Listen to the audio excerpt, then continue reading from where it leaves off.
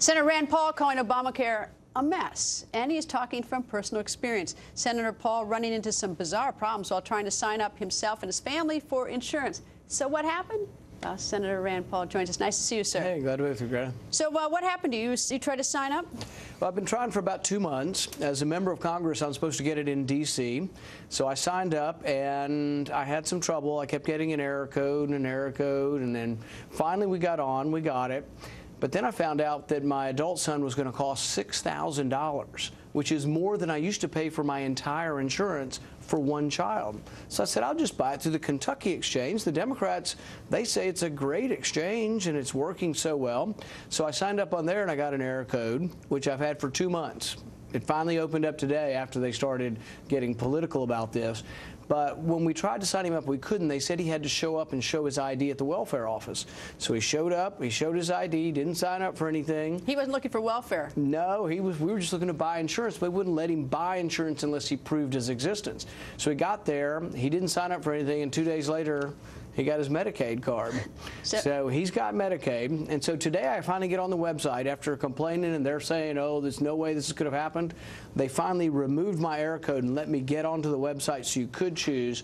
And sure enough, he does automatically enroll in Medicaid, and there's a big button about this big on the screen, and there's a tiny little button that says QHP, which I'm not sure anybody would know what that means, but that's how you opt out of Medicaid. Otherwise, if you just keep going, you get Medicaid. All right, so he doesn't want Medicaid. He's now got Medicaid, and I guess I'd say is good luck getting out of Medicaid to go pay for insurance. Well, the last person on the phone told us that they weren't dealing with me or my office anymore. He had to talk to him, and again, I said, we've already sent him down there once. I'm not sending him down there again to talk to you people. You guys screwed it up the last time. I may just use ehealth.com the next time. Yeah, well, good luck with that. All right, let me ask you about tomorrow's meeting at the White House. You're meeting at the White House. What for?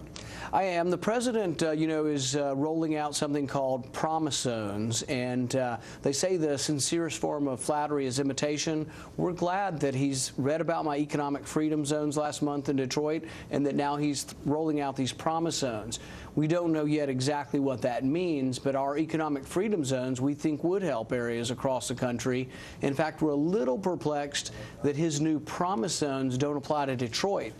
So you got a city in a depression with 18% unemployment and really a wasteland in some ways, and he's not going to apply his new alternative package for impoverished areas to Detroit. Is he going to talk about NSA with you? I don't know about that. I think Appalachia is going to be part of it. So part of eastern Kentucky is very poor. The hard part to get people in Kentucky to listen to him, though, is they feel like they're poor because of his war on coal. So there's really a strong antipathy for the president's policies, because when you go out there, they truly believe they're under assault from his policies on coal. I suppose you've seen all the news today in the last 24 hours about former Secretary of Defense Gates' book. Any thought about his book? You know, I think I haven't served in the military, but my dad did, my father-in-law did, my brother-in-law, a lot of family members. And I understand how much pride they have in defending their country. And so I can see how Bill Gates, Robert Gates, would be upset about the fact that when they were talking about the surge in Iraq, that they were glibly talking about it in political terms. And that really does stick out with me, because so much of the debate in Washington is over this or that resolution. And I am of the mind that Congress should declare war. But once we declare war, whether there's this many troops in this sector or not shouldn't be a political decision. It should be based on what the generals tell you we need at that particular time. All right, big day. You just had a birthday. Get anything for birthday? I know you did. My good friend Senator Mike Lee from Utah gave me a drone. And we're looking at a drone? You may wonder, what am I going to do with the drone? Well, it's got a laser. And I've been trying to get invited to the Democrat lunch for about a year now, and they won't invite me. Okay. So you know what? I think I'm going to send my drone in. And we can put a camera and audio on it? We haven't installed that yet. We have to check on the rules, but we're hopeful. Well, maybe we ought to get one too.